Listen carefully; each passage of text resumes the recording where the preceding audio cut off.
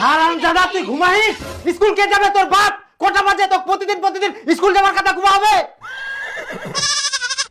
বাবা মুই আজকাল স্কুল যাব না, আজকাল তুই যা। হাই বাপ মুই কি কই ফেলানো?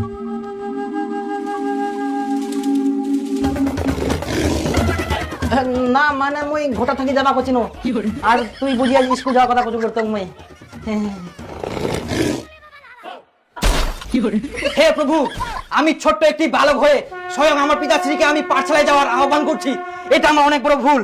আমাকে আনলিমিটেড শাস্তি দেওয়া হলে আমি প্রস্তুত, কারণ আমি অনেক বড় ভুল করেছি। কিন্তু আমি ছোট্ট একটি বালক হয়ে আমার কর্তব্য প্রত্যেকদিন পাঠশালায় যাওয়া। তো আমি পিতাশ্রীর পা স্পর্শ করে আশীর্বাদ নিয়ে চললাম আমি স্কুল।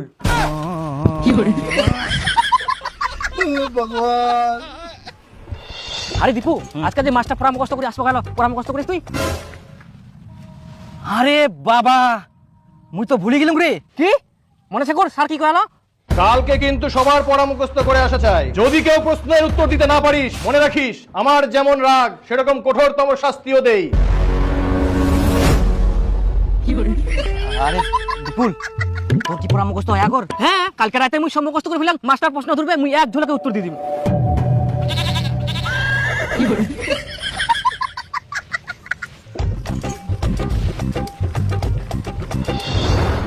বস, দেখে এটা বই দে।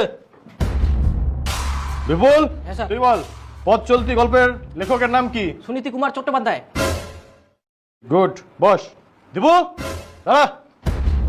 বল, লেখকের কোন ট্রেন ধরার কথা ছিল?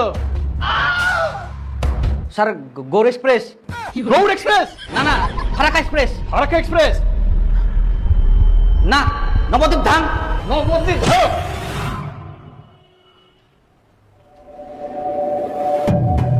এতক্ষণ তাহলে মুই স্বপ্ন দেখি নু।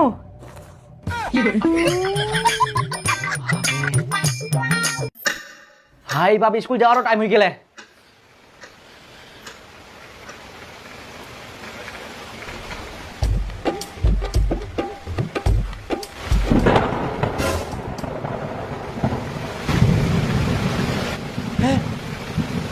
জল পড়ে আজকাল তাহলে মুখ স্কুল যাওয়া হবে না।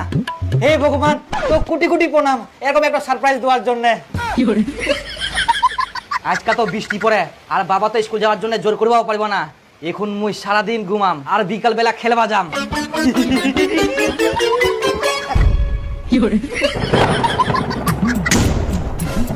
হারামজাদা, তো প্রতিদিন স্কুল যাওয়ার কথা ঘুমা লাগবে। স্কুল কখন যাবো?